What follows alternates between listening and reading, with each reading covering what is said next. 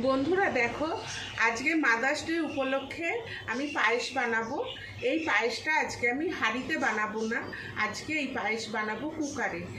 দেখো কি করে বানাই। এই পায়েসটা খুব তাড়াতাড়ি হয়ে যায়, কিন্তু খেতে একই রকম লাগবে।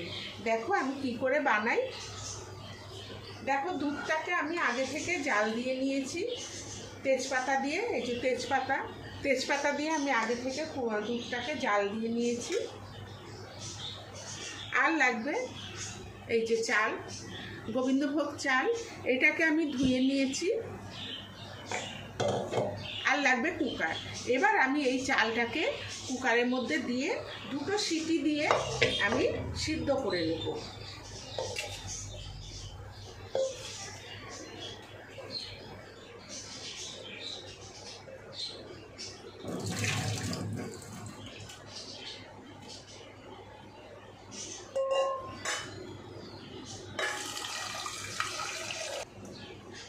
এই যে অল্প জল দিয়ে দিয়েছি, এই জলে এই চালটাকে আমি সিদ্ধ করে নেব। দুখানা সিটি দেব।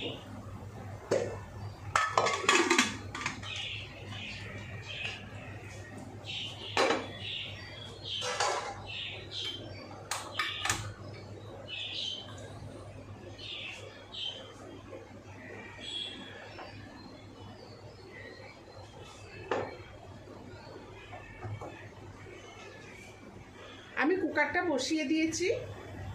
এই যে কুকারটা আমি বসিয়ে দিয়েছি, দুটো সিটি পড়ুক, তারপরে আমি আসছি।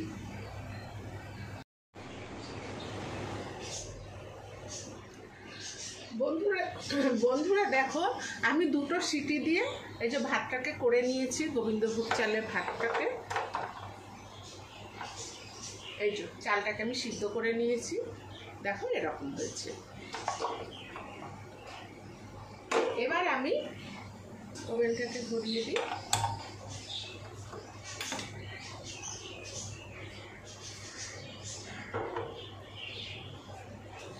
এবার আমি এই যে দুধটাকে যে আগে থেকে জাল দিয়ে রেখেছিলাম, হ্যাঁ, এই দুধটার মধ্যে আমি এটা দিয়ে দেবো।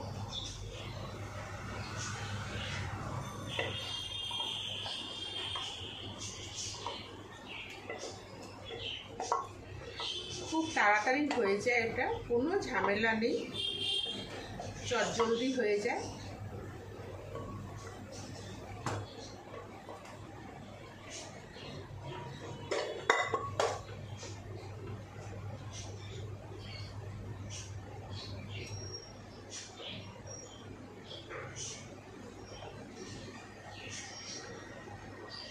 আজকে আমি এই পায়েসটা বাতাসা দিয়ে বানাবো। এই যে লাল বাতাসা, এটা দিয়ে বানাবো।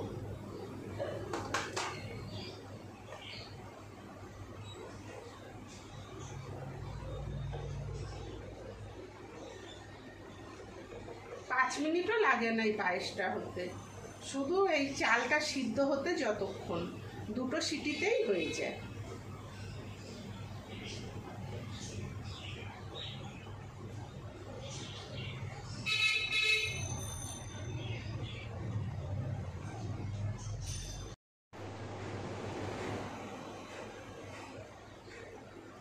দেখো বন্ধুরা, দুধটা অনেকটা ঘন হয়ে এসছে। চালটা দিয়ে ভাতটা দিয়ে দিয়েছি, দেখো ঘন হয়ে এসছে। এবার আমি এই বাতাসাগুলো দিয়ে দেব। এই যে বাতাসাগুলো দিয়ে দিচ্ছি।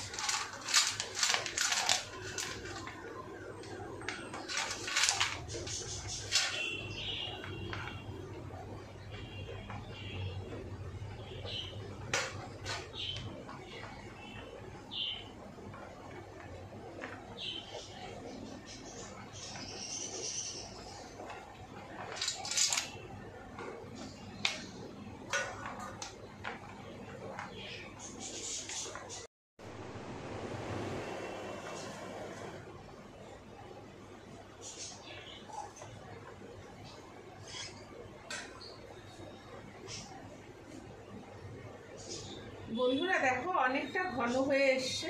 আমি এবার এতে কিশমিশটা দিয়ে দেবো। এই যে কিশমিশগুলো দিয়ে দিচ্ছি।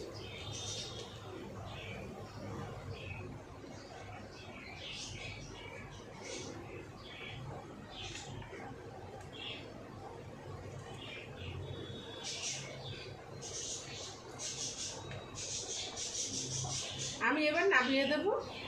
ঠান্ডা হলে আরও ঘন হয়ে যাবে, ওই জন্য আমি তোমাদের যদি এই রেসিপিটা ভালো লেগে থাকে তাহলে লাইক শেয়ার সাবস্ক্রাইব অবশ্যই করবে আর কমেন্ট করে জানাবে তোমাদের এই রেসিপিটা কেমন লাগলো। ধন্যবাদ। আর তোমরাও বাড়িতে এরকম করে পায়েস বানিয়ে খাবে, দেখবে খুব ভালো লাগবে, একই রকম লাগে খেতে। আমি এবার নামিয়ে দিচ্ছি।